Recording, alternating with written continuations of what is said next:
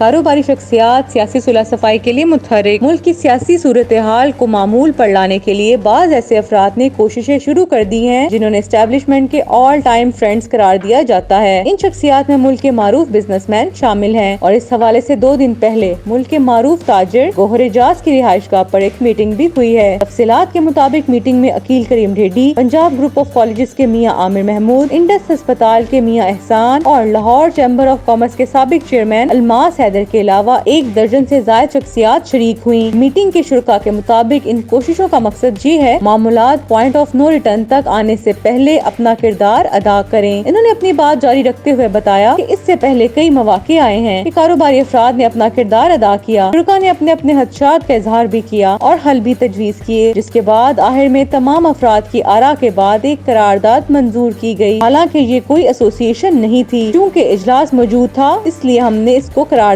کا نام دیا۔ کاروباری شخصیات نے مزید بتایا کہ قرارداد ہم نے یہ منظور کی ہے کہ موجودہ سیاسی بحران کے حل کے لیے ہمیں تمام اسٹیک ہولڈر سے بالمشافہہ ملا جائے۔ ہم تمام اسٹیک ہولڈر سے بالمشافہہ ملیں گے۔ اس کے لیے وزیر اعظم شہباز شریف، عمران خان، نواز شریف، صدر Arif Alvi, chief of army staff Asim Munir اور آصف علی زرداری سے بھی ملاقات کی جائے گی۔ جس حد تک بھی ممکن ہو سکا سیاسی پارے کو کم کرنے کی کوشش کی جائے گی۔ ٹیکسٹائل ایسوسی ایشن کے سابق سربراہ گوہر اعجاز نے اپنے گھر ہونے والی اس بیٹھک کی تصدیق کرتے ہوئے بتایا کہ امید ہے حالات بہتر ہوں گے۔ لاہور کے لیک سٹی میں کئی گھنٹے جاری رہنے والی اس میٹنگ کے بعد کراچی کے معروف کاروباری شخصیت عقیل کریم ڈھیڈی وہاں سے سیدھے زمان پاک پہنچے اور انہوں نے عمران خان سے کافی طویل ملاقات کی۔ اس ملاقات کے بعد صحافیوں نے ان سے پوچھا کہ وہ عمران خان کے لیے کیا پیغام لے کر آئے تھے، جس کے جواب میں عقیل ڈھیڈی نے کہا کہ میں کوئی پیغام نہیں لے کر آیا تھا، ملک کی معاشی حالات کے حوالے سے ملاقات کی اور امید ہے کہ چیزیں بہتر ہوں گی۔ تو کیا یہ کاروباری شخصیات موجودہ حالات سے اپنا کوئی کردار ادا کر پائیں گی؟ اس سوال کا جواب دیتے ہوئے تجزیہ کار سلمان غنی کہتے ہیں کہ یہ جو نام آپ بتا رہے ہیں اور جو کل بیٹھک ہوئی، میرا خیال ہے یہ صرف کاروباری افراد نہیں ہیں بلکہ اس ملک میں اثر و رسوخ رکھنے والے لوگ ہیں۔ ان کے تعلقات ملک کی مقتدرہ سے